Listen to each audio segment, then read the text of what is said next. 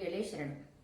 ధనుర్మాసంలో మొట్టమొదటి పాసురాన్ని చూస్తే, మార్గళి తింగళ్ మది நிறைந்த நன்னாளால் நீராட போதுவீர் போதுமினோ நெறிலையீர் சீர்மல்கும் ஆயிப்பாடிச் செல்வச் சிறுமீர்காள் கூர்வேர் கொழிந்தொழிலன் நந்த கோபன் குமரன் ஏரானந்த கண்ணி யசோதை இளசிங்கம் கார்மேனி சங்கன் கதி மதியம் போல் முகுத்தான் நாராயணனே நமக்கே பறை தருவான் பாரோர் புகழப் పడిందేలోరెంబావాయ్.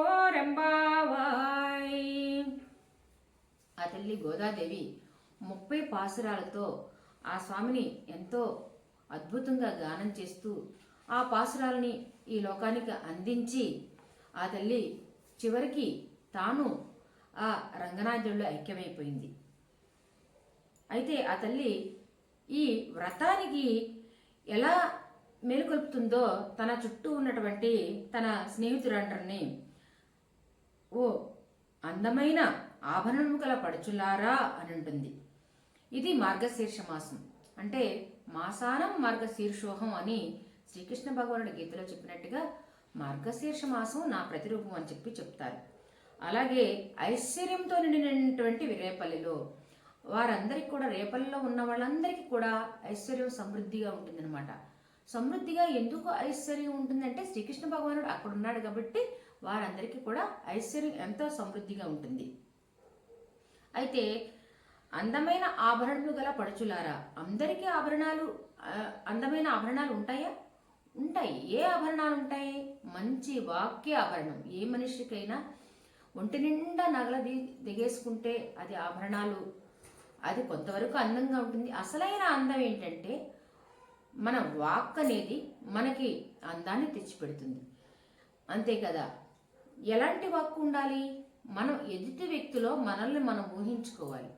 ఈ మాట అంటే నాకెంత బాధ కలుగుతుంది, ఈ పని చేస్తే నాకెంత బాధ కలుగుతుంది అని ఎదుటి వాళ్ళతో మనం మాట్లాడేటప్పుడు అంత జాగ్రత్త వహించి మాట్లాడాలి. అంత జాగ్రత్తగా ఎదుటి వాళ్ళకి ఏదైనా పని చేసేటప్పుడు అంత జాగ్రత్త వహించి చేయాలి. ఎందుకంటే ఈ పని నా పట్ల వాళ్ళు చేస్తే నాకెంత బాధగా ఉంటుంది, ఈ మాట నేనంటే నాకెంత బాధగా ఉంటుంది అని ఒకసారి మనం ఆలోచించుకుని మాట్లాడితే అలాంటి మాటలే ఆభరణం అన్నమాట. అలాంటి మాటలను ఓ పడతలారా రండి, మనందరం ఎక్కడికి వెళ్దాము? ఆ నందవ్రజంలో ఉన్నటువంటి ఆ శ్రీకృష్ణ భగవాన్ని చూడటానికి వెళ్తున్నాం.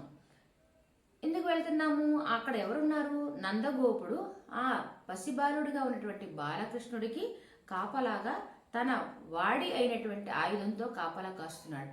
ఎటు నుంచి ఏ ఆపద వస్తుందో కృష్ణయ్యకి అని చెప్పేసి ఎంతో జాగ్రత్తగా ఆ రాత్రిపూట్లేంటి ప్రతిరోజు కూడా అలా సురక్షితంగా కాపాడుకోవడానికి అందరినీ రక్షించేటువంటి శ్రీకృష్ణ పరమాత్మని కాపాడేందుకు ప్రయత్నిస్తున్నాడు మన నందగోపుడు.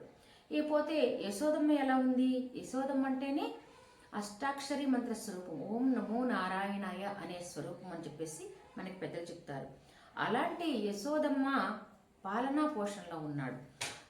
ఆ యశోదమ్మ ఆ బాలసింహంలా ఉన్నటువంటి ఆ నీలమేఘశ్యాముడైనటువంటి శ్రీకృష్ణ పరమాత్మని చక్కగా తను పోషిస్తూ ఉంది.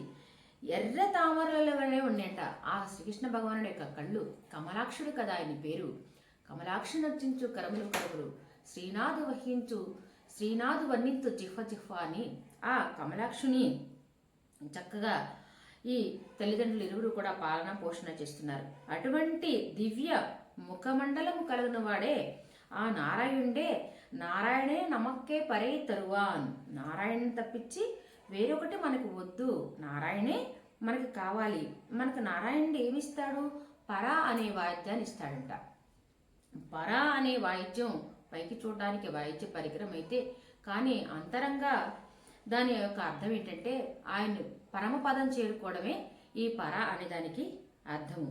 అట్లా మనల్ని ఆ నారాయణ కోసం మనం ఇలా వెళ్దాము, ఆయన్ని చేరుకోవడానికి. ఆయన చేరుకుంటే ఏమవుతుంది? ఆయన్నే ధ్యానం చేసుకుంటూ ఆయన్నే మననం చేసుకుంటూ ఉంటే ఏమవుతుంది? పర అంటే పరమపదానికి చేస్తాడు అని చెప్పేసి, ఈ వ్రతం చేస్తే ఆయనలోకి మనం వెళ్తాం, ఆయన